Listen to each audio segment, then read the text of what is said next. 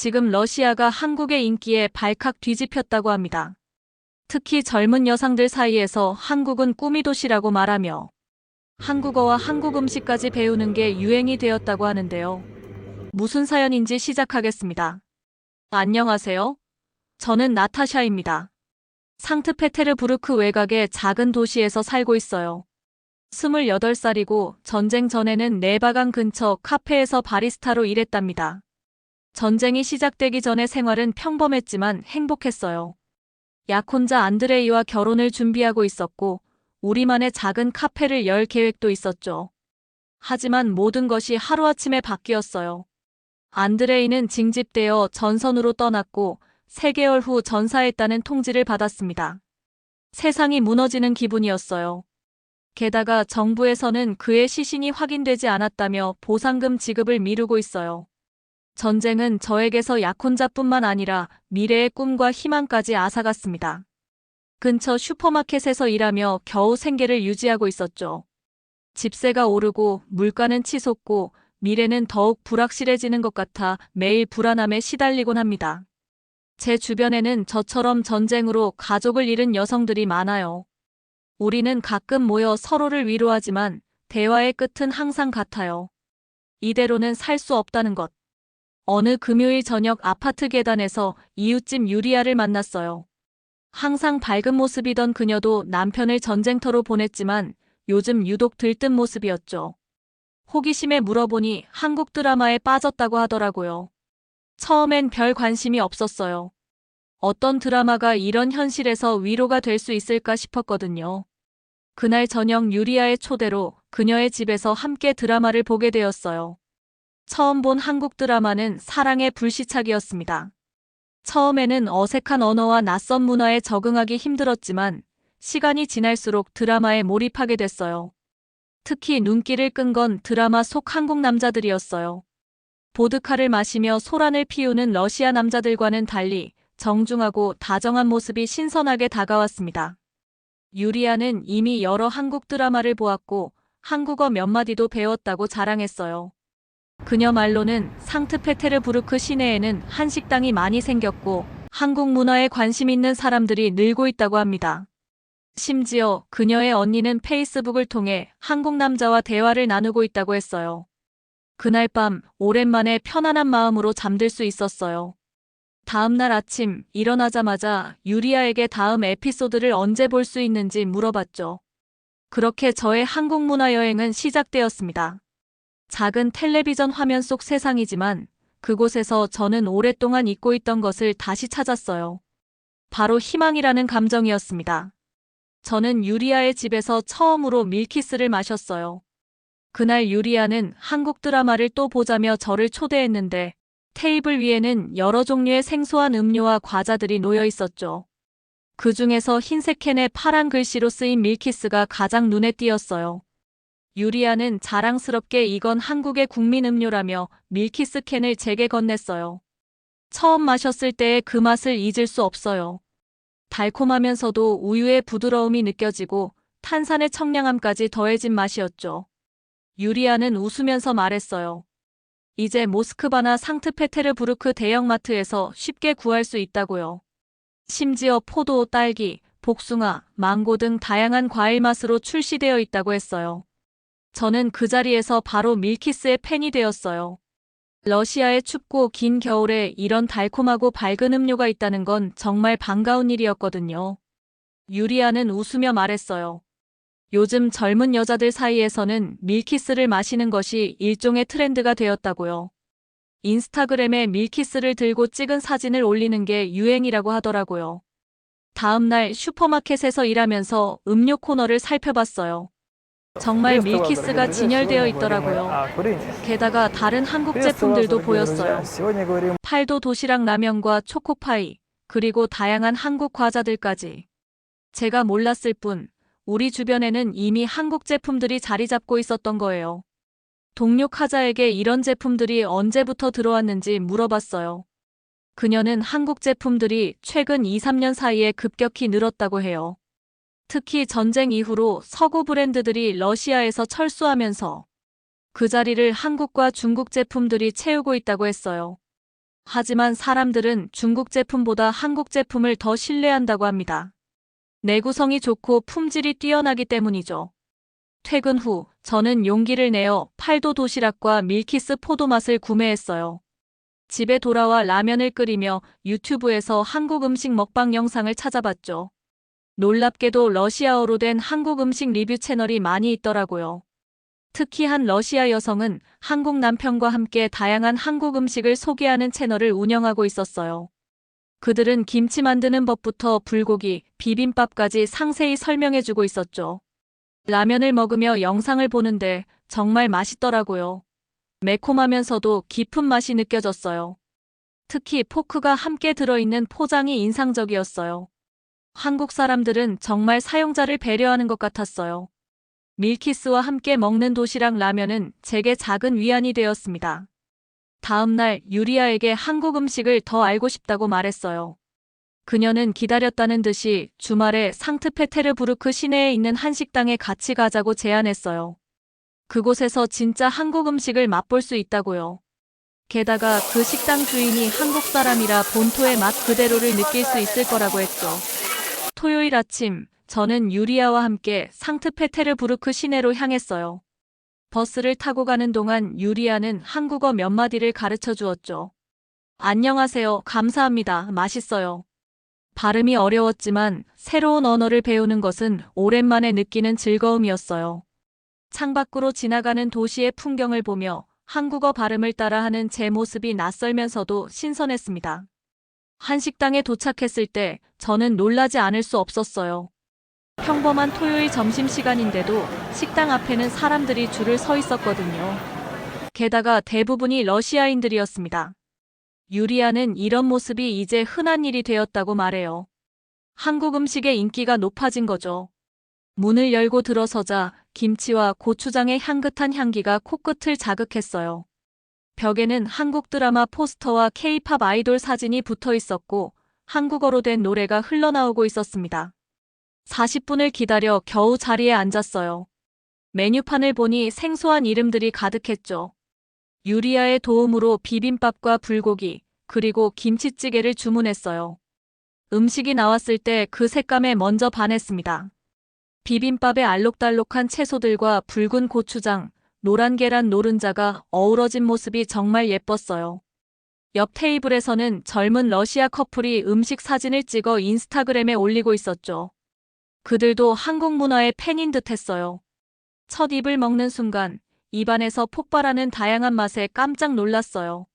매콤하면서도 달콤하고 고소하면서도 신선한 맛이었죠. 김치의 독특한 발효된 맛도 처음에는 낯설었지만 몇 번 먹다 보니 중독성 있는 맛이 되더라고요. 불고기의 달콤한 양념도 러시아 요리에서는 느낄 수 없는 깊은 맛이었어요. 식사 중간에 웨이터가 밀키스를 추천해 주어서 딸기 맛을 시켰는데 비빔밥의 매운맛과 밀키스의 달콤함이 절묘하게 어울렸습니다. 식사를 마치고 계산을 하러 가는데 카운터 옆에 작은 공고문이 눈에 띄었어요. 한국어 강좌 수강생 모집이라는 내용이었죠. 지역문화센터에서 열리는 강좌였는데 다음 주 월요일부터 시작한다고 했어요. 순간 망설임 없이 번호를 적어 전화를 걸었습니다. 아직 자리가 있다고 해서 바로 등록했어요. 식당 주인은 한국어 강좌가 인기가 많아서 빨리 등록한 게 좋았다고 말했어요. 최근 몇 개월 사이에 신청자가 2배로 늘었다고 하더라고요. 월요일 저녁 설렘과 긴장을 안고 문화센터로 향했어요. 강의실에 들어서자마자 깜짝 놀랐습니다. 30명 정원의 교실이 꽉 차 있었거든요. 대부분 저처럼 20대에서 40대 여성들이었어요. 몇몇은 메모장에 한글을 써보는 연습을 하고 있었고 어떤 이들은 작은 목소리로 한국어 인사말을 연습하고 있었습니다. 한쪽 구석에서는 K-팝 노래를 흥얼거리는 10대 소녀들도 보였어요. 다들 저마다의 이유로 한국어를 배우러 온 것 같았습니다. 선생님이 들어오자 교실이 조용해졌어요. 자신을 민수라고 소개한 30대 초반의 한국 남자였죠. 뛰어난 러시아어 실력으로 수업을 시작했는데 그의 첫 질문은 왜 한국어를 배우고 싶으신가요? 였어요. 그의 목소리는 차분하고 부드러웠으며 미소 짓는 모습이 친근했습니다. 다양한 대답이 나왔어요. 한국 드라마를 자막 없이 보고 싶다는 분, K-팝 가사를 이해하고 싶다는 젊은 여성, 한국 회사에 취업하고 싶다는 대학생도 있었죠.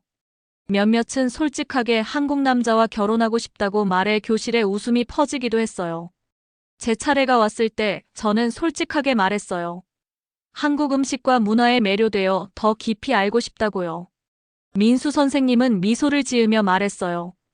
요즘 러시아에서 한국어 배우려는 사람들이 급증하고 있다고요. 특히 전쟁 이후로 더 많은 사람들이 한국에 관심을 갖게 되었다고 합니다. 한국은 안전하고 기회가 많은 나라로 인식되고 있다고 해요. 그의 말에 따르면 블라디보스토크에서는 한국어 강좌가 매달 개설되고 있고 모스크바에서는 한국문화원에서 진행하는 강좌에 항상 대기자 명단이 있을 정도라고 합니다.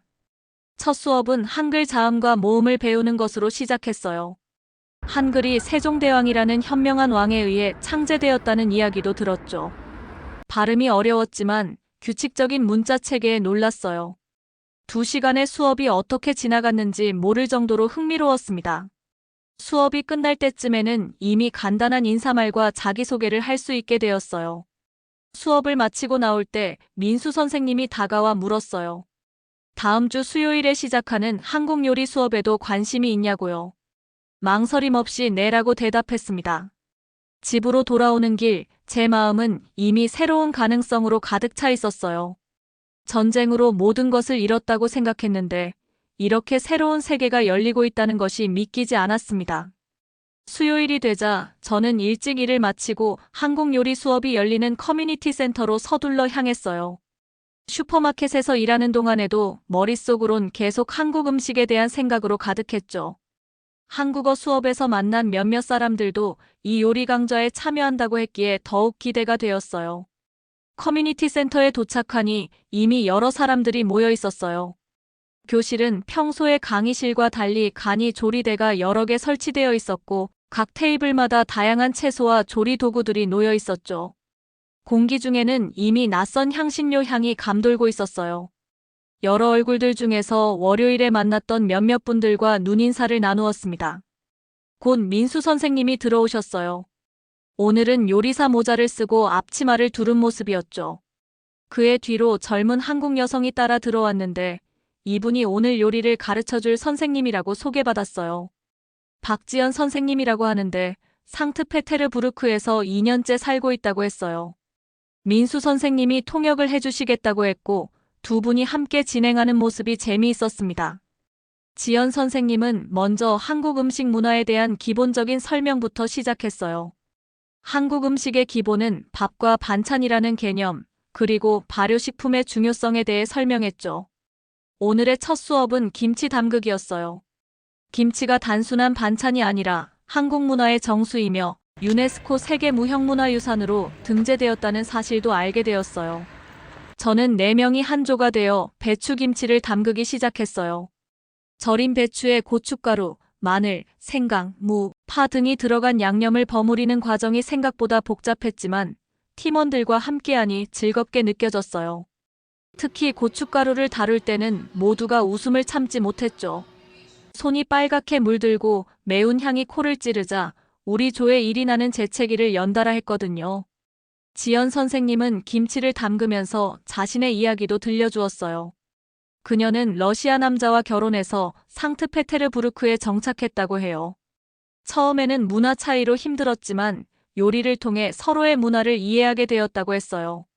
특히 러시아인 남편이 김치를 좋아하게 되면서 한국 음식에 더 관심을 갖게 되었다고 합니다. 김치를 담그는 과정에서 저는 묘한 감정을 느꼈어요. 손으로 양념을 배추 잎사귀 하나하나에 발라주는 작업은 시간이 걸리고 꼼꼼함이 필요했어요. 지연 선생님은 이렇게 정성을 들이는 과정이 바로 한국 음식의 특별함이라고 말했죠. 러시아 요리와는 다른 접근 방식이었지만 요리에 정성과 사랑을 담는다는 점은 비슷했어요. 김치를 담그고 나서 지연 선생님은 간단한 비빔밥 만드는 법도 가르쳐 주었어요. 다양한 나물을 준비하고 고슬고슬하게 지은 밥 위에 예쁘게 올린 다음 고추장과 참기름을 넣고 비비는 과정이 신기했어요. 색깔별로 나물을 배치하는 것이 한국 음식의 미학이라고 했죠. 붉은 고추장, 노란 계란 노른자, 초록색 시금치, 갈색 고기가 모여 한 그릇의 예술 작품이 되었어요. 우리가 만든 비빔밥과 갓 담근 김치를 함께 맛보는 시간이 왔어요. 모두가 자신이 만든 음식에 자부심을 느끼며 맛있게 먹었죠. 김치는 아직 제대로 발효되지 않아 신선한 맛이었지만 그래도 매콤하고 상큼한 맛이 일품이었어요. 비빔밥은 각각의 재료가 조화롭게 어우러져 풍부한 맛을 냈고 고추장의 매콤함이 전체적인 맛을 끌어올렸습니다. 식사를 마친 후 지연 선생님은 다음 수업에서 불고기와 잡채를 만들 예정이라고 공지했어요. 또한 한국 식재료를 구할 수 있는 상트페테르부르크의 아시안 마켓 리스트도 나눠주셨죠. 놀랍게도 생각보다 많은 한국 식품 전문점이 있었어요. 그중 몇 곳은 온라인 배송도 한다고 하더라고요. 수업이 끝나고 민수 선생님이 다가와 물었어요. 한국 음식은 어떻게 느껴졌는지, 만들기 어렵지 않았는지 궁금해하셨죠. 저는 솔직하게 말했어요. 처음에는 낯설었지만 직접 만들어 보니 더욱 의미 있게 느껴졌다고요. 그리고 무엇보다 맛있었다고 덧붙였어요. 민수 선생님은 웃으며 말했어요. 다음 주 토요일에 한국문화센터에서 열리는 한국영화 상영회에 와보라고요. 기생충이라는 영화를 상영한다고 했어요. 오스카상을 받은 유명한 작품이라고 하더라고요. 주저없이 참석하겠다고 답했어요. 집으로 돌아오는 길에 작은 통에 담은 김치를 들고 있는 제 모습이 낯설게 느껴졌어요. 2달 전만 해도 상상조차 못했던 일이었죠. 한국 음식, 한국어, 그리고 한국 문화. 이 모든 것이 제 일상에 자연스럽게 스며들고 있었어요. 그리고 놀랍게도 이 변화가 저를 행복하게 만들고 있었습니다. 오랜만에 무언가에 진심으로 흥미를 느끼고 있었거든요. 어쩌면 이 작은 시작이 저의 삶을 완전히 바꿔놓을지도 모른다는 생각이 들었습니다. 그리고 그 가능성에 가슴이 뛰었어요. 토요일 저녁 한국문화센터에서 열린 영화 상영회는 제 예상을 훨씬 뛰어넘는 경험이었어요. 기생충이라는 영화는 저를 완전히 사로잡았고 상영이 끝난 후에도 한참 동안 그 여운에서 빠져나올 수 없었습니다. 영화에 묘사된 계층 간의 갈등과 긴장감은 러시아의 현실과도 묘하게 닮아 있어서 더 공감이 갔어요.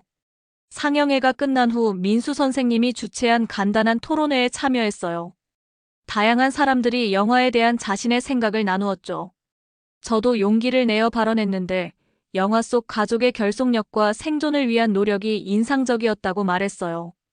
민수 선생님은 제 의견에 고개를 끄덕이며 한국 사회의 가족 중심 문화에 대해 더 설명해 주셨습니다. 토론회가 끝나고 몇몇 사람들과 함께 근처 카페로 자리를 옮겼어요. 그곳에서 우리는 한국 영화와 드라마, 음악에 대해 더 이야기를 나눴죠. 민수 선생님은 한국에서 대학을 마치고 러시아어를 공부하기 위해 상트페테르부르크에 왔다고 했어요. 원래는 1년만 머물 계획이었는데 한국어 강사 수요가 너무 많아져서 벌써 3년째 가르치고 있다고 합니다. 대화 중에 민수 선생님이 한국 문화를 더 알고 싶다면 인스타그램과 페이스북 같은 SNS를 활용해 보라고 제안했어요.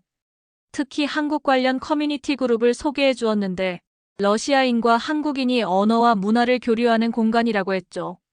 저는 그날 저녁 집에 돌아와 바로 그 그룹에 가입 신청을 했어요. 다음 날 아침 그룹 가입이 승인되었다는 알림을 받았어요. 그룹에는 이미 수천 명의 회원이 활동하고 있었고 매일 수십 개의 게시물이 올라오고 있었죠. 러시아어를 배우는 한국인들, 한국어를 배우는 러시아인들, 그리고 문화 교류에 관심 있는 다양한 사람들이 모여 있었어요. 저는 조금 긴장되지만 간단한 자기소개를 올렸어요. 한국 음식과 문화에 관심이 있는 상트페테르부르크의 나타샤라고요. 놀랍게도 몇 시간 만에 여러 댓글이 달렸어요. 환영 메시지와 함께 한국어 공부에 도움이 될 자료들을 공유해주는 친절한 사람들이 많았죠. 그 중에서 특히 눈에 띈 사람이 있었어요.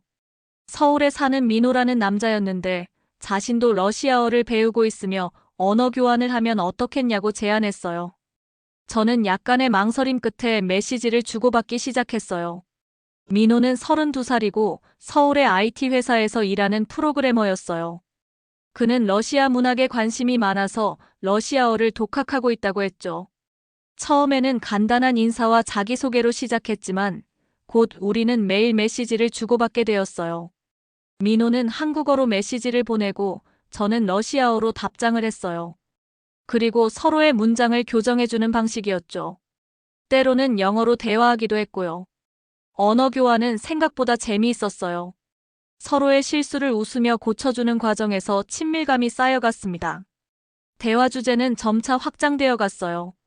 처음에는 단순한 일상 이야기에서 시작해서 각자의 나라 문화, 음식, 영화, 책에 대한 이야기로 넘어갔죠. 민호는 도스토옙스키의 죄와 벌을 원서로 읽는 것이 목표라고 했어요. 저는 민호에게 러시아 문학의 아름다움과 깊이에 대해 설명했고, 그는 저에게 한국의 현대 소설가들을 소개해 주었습니다. 특히 흥미로웠던 것은 서로의 나라에서 인기 있는 제품에 대한 이야기였어요. 제가 러시아에서 한국 제품들, 특히 삼성 휴대폰과 LG 가전제품의 인기에 대해 말하자 민호는 놀라워했어요. 그는 러시아에서 팔도 도시락이나 초코파이 같은 한국 식품도 인기가 있냐고 물었고, 제가 밀키스의 인기에 대해 말하자 웃으며 어렸을 때부터 즐겨 마셨던 음료라고 했어요. 우리의 온라인 대화는 점점 더 친밀해졌어요. 민호는 서울의 일상 사진을 공유해 주었고, 저는 상트페테르부르크의 아름다운 풍경을 찍어 보냈죠.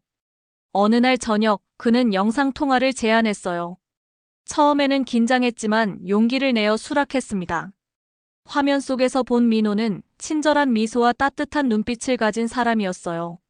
실제로 대화하니 더 많은 이야기를 나눌 수 있었고, 발음도 직접 교정해 줄 수 있었죠. 그는 제가 만든 김치 사진을 보고 감탄했고, 본토의 맛과 비슷한지 궁금해했어요. 저는 아직 발효가 덜 되어 맛이 약하다고 말했고, 그는 시간이 지나면 더 맛있어질 거라고 격려해 주었습니다. 영상통화 이후로 우리는 거의 매일 연락을 주고받게 되었어요. 민호는 한국에서 러시아인을 만나기 어렵다며 제가 러시아어 공부에 큰 도움이 된다고 했어요.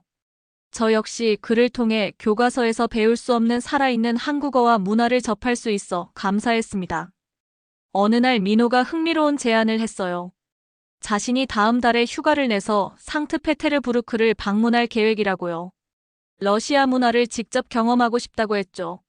그리고 만약 괜찮다면 제가 현지 가이드가 되어줄 수 있겠냐고 물었어요. 그 순간 제 심장이 빠르게 뛰기 시작했습니다. 온라인에서의 만남이 현실로 이어질 가능성의 설렘과 두려움이 동시에 느껴졌어요. 잠시 고민한 후 저는 기꺼이 도와주겠다고 답장을 보냈습니다. 이제 민호를 직접 만날 날을 기다리며 상트페테르부르크의 아름다운 장소들을 어디부터 보여줄지 계획을 세우기 시작했어요. 민호의 방문 소식에 설레는 마음으로 지내던 어느 날 유리아가 갑자기 저를 찾아왔어요. 그녀는 평소보다 흥분된 표정으로 말했죠. 나타샤, 너에게 보여줄 게 있어. 그녀는 스마트폰을 꺼내 페이스북의 한 그룹 페이지를 보여줬어요. 한국-러시아 국제결혼 커뮤니티라는 그룹이었죠. 처음에는 그런 그룹이 존재한다는 사실이 놀라웠어요. 페이스북에는 러시아 정부의 제재로 접속이 어려운데도 많은 러시아 여성들이 VPN을 사용해 활발하게 활동하고 있었거든요. 유리아는 자랑스럽게 말했어요. 그녀의 친구 3명이 이 그룹을 통해 한국 남자들과 연락을 주고받고 있으며 그중 한 명은 이미 한국으로 시집을 갔다고요. 호기심에 그룹에 가입해 살펴보니 정말 많은 이야기가 오갔어요. 러시아 여성들은 한국 남자들과의 만남, 문화적 차이, 결혼 생활에 대한 경험을 공유하고 있었고, 한국 남자들은 러시아 여성을 만나기 위한 조언을 구하고 있었죠. 특히 한국 농촌 지역의 남성들이 많이 참여하고 있다는 점이 눈에 띄었어요. 유리아는 계속해서 설명했어요. 전쟁 이후 러시아에서는 많은 여성들이 혼자 남겨졌고, 미래에 대한 불안으로 해외로의 이주를 고려하고 있다고요. 그 중에서도 한국이 인기 있는 목적지가 된 이유는 안정적인 경제와 안전한 사회, 그리고 한류를 통해 형성된 긍정적인 이미지 때문이라고 했어요. 저는 민수 선생님께 이 이야기를 물어보기로 했어요. 다음 한국어 수업이 끝난 후 조심스럽게 이 주제를 꺼냈죠. 민수 선생님은 잠시 생각하더니 진지한 표정으로 말씀하셨어요. 한국, 특히 농촌 지역에서는 심각한 성비 불균형 문제가 있어요. 젊은 여성들이 도시로 떠나면서 시골에는 결혼하지 못한 남성들이 많아졌죠. 그래서 국제결혼이 하나의 해결책으로 등장했어요.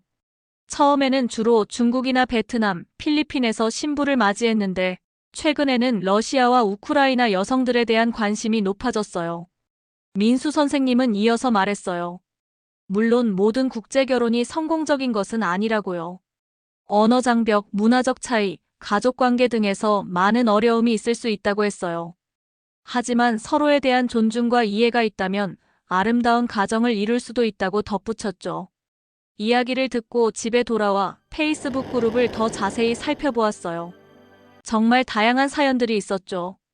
행복한 결혼 생활을 자랑하는 사람들도 있었고, 어려움을 토로하는 사람들도 있었어요. 한 러시아 여성은 한국의 농촌 생활에 적응하는 과정을 상세히 기록하고 있었는데, 처음에는 힘들었지만 지금은 한국 시골 생활의 여유로움과 아름다움을 사랑하게 되었다고 했어요. 다른 여성은 한국 시어머니와의 관계에서 어려움을 겪었지만 정성껏 만든 러시아 요리로 마음을 열었다는 경험을 나누었고요. 또 다른 사람은 자녀들이 이중 언어와 문화 속에서 자라는 모습을 자랑스럽게 이야기했어요. 그들의 이야기를 읽으며 서로 다른 문화가 만나 새로운 아름다움을 만들어내는 가능성을 보았습니다. 그날 저녁 민호와의 영상통화에서 이 주제를 꺼냈어요. 한국에서 국제 결혼에 대한 인식이 어떤지 궁금했거든요. 민호는 솔직하게 대답했어요. 예전에는 편견이 있었지만 요즘은 점차 개방적으로 변하고 있다고요. 특히 도시 지역에서는 다문화 가정에 대한 이해와 지원이 늘어나고 있다고 했어요. 그러면서 그는 자신의 삼촌 이야기를 들려주었어요. 전라도의 작은 마을에 사는 그의 삼촌은 10년 전 우크라이나 여성과 결혼했다고 해요. 처음에는 마을 사람들의 시선이 따가웠지만 이제는 그 부부가 마을의 자랑이 되었다고 했어요. 삼촌의 아내는 현지 농산물로 만든 우크라이나 요리를 판매하는 작은 가게를 열어 성공했고 그들의 아이들은 마을 학교에서 인기 있는 학생들이 되었다고 했죠. 민호의 이야기를 들으며 저는 문화적 차이를 넘어 사랑과 존중으로 이어진 관계의 가능성을 생각했어요. 물론 쉬운 일은 아니겠지만 서로에 대한 진정한 이해와 노력이 있다면 아름다운 결실을 맺을 수 있을 거라고요. 다음 날 저는 유리아에게 민호의 방문 계획을 이야기했어요. 그녀는 눈을 반짝이며 이것이 운명의 만남일지도 모른다고 농담을 했죠. 저는 웃으며 고개를 저었어요. 아직은 그저 언어 교환 친구일 뿐이라고요. 하지만 마음 한구석에서는 설렘을 부정할 수 없었어요. 그날 저녁 또 다른 한국 요리 수업이 있었어요. 이번에는 불고기와 잡채를 만드는 날이었죠. 지연 선생님은 한국의 가정식에 대해 설명하며 가족 구성원 각자를 배려하는 마음이 담긴 요리라고 했어요. 불고기를 만들면서 저는 문득 생각했어요. 음식은 단순한 맛 이상의 의미를 가진다고요. 그것은 문화와 역사 그리고 사랑을 담은 매개체입니다. 수업이 끝나고 집으로 돌아오는 길에 저는 제 주변에서 일어나고 있는 변화를 되돌아보았어요. 전쟁으로 모든 희망을 잃었다고 생각했던 때가 있었는데 이제는 새로운 문화와 언어 그리고 사람들을 통해 다시 삶의 의미를 찾아가고 있었습니다. 페이스북의 그룹에서 본 많은 러시아 여성들처럼 저도 이제 새로운 가능성을 향해 한 걸음씩 나아가고 있었어요. 집에 도착해서 민호에게 메시지를 보냈어요. 오늘 배운 불고기와 잡채 사진을 함께요. 그는 곧바로 답장이 왔어요. 와, 정말 맛있어 보인다. 내가 상트페테르부르크에 가면 꼭 내가 만든 한국 요리를 먹어보고 싶어.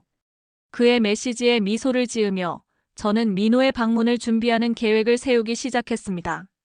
민호의 방문 날짜가 다가오면서 저는 한국어와 요리 실력을 더욱 향상시키기 위해 노력했어요.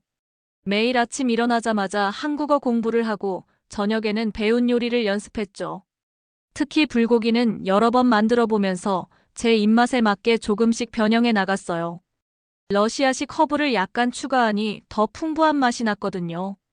어느 날 한국어 수업에서 민수 선생님이 흥미로운 소식을 전해주셨어요. 상트페테르부르크 시내에서 국제요리 경연대회가 열린다는 거였어요. 특별히 올해는 한국 러시아 문화교류의 일환으로 한식 부문이 신설되었다고 했죠. 민수 선생님은 우리 반 학생들의 참가를 독려했어요. 처음엔 망설였어요. 제가 배운 지 얼마 되지 않은 한국 요리로 대회에 나간다는 건 무모해 보였거든요. 하지만 유리아와 다른 친구들의 응원에 용기를 내어 참가 신청서를 제출했어요. 지연 선생님도 기뻐하며 특별 지도를 해주겠다고 나섰죠. 대회 준비를 위해 고민하던 중 저는 한국과 러시아 요리의 융합을 시도해보기로 했어요. 한국의 매운맛과 러시아의 크림 문화를 결합한 크림 짬뽕을 만들어 보기로 한 거죠. 짬뽕의 깊은 맛과 풍부한 해산물에 러시아식 크림을 더해 부드러운 맛을 내는 아이디어였어요. 지연 선생님은 제 아이디어에 처음엔 놀라는 눈치였지만 맛을 본 후에는 독특하면서도 조화로운 맛이라며 칭찬해 주셨어요.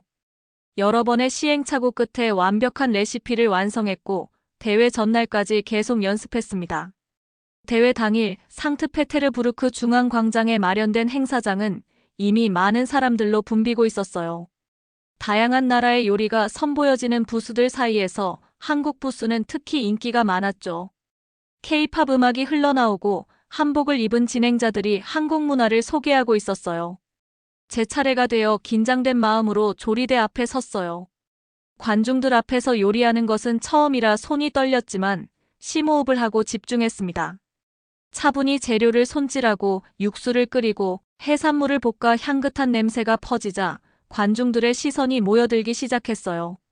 마지막으로 끓는 짬뽕에 특제 크림 소스를 조심스럽게 더했죠. 크림이 붉은 국물과 섞이면서 아름다운 오렌지색 빛깔을 내는 모습에 관중들이 감탄사를 내뱉었어요. 그릇에 담고 신선한 허브로 장식한 크림 짬뽕이 완성되었습니다. 심사위원들이 시식을 시작했고 저는 긴장된 마음으로 그들의 반응을 지켜봤어요.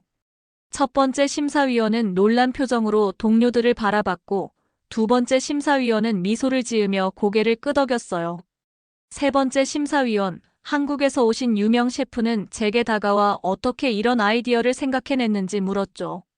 저는 떨리는 목소리로 대답했어요. 러시아에서 한국 음식이 사랑받는 이유는 우리 문화와의 연결점이 있기 때문이라고요. 그리고 저에게 한국 요리는 단순한 음식이 아니라 새로운 희망과 가능성을 의미한다고 말했습니다. 심사위원들은 깊이 공감하는 표정으로 제 이야기를 들었어요. 시상식이 시작되고 한식 부문의 결과가 발표될 때 제 심장은 빠르게 뛰었어요.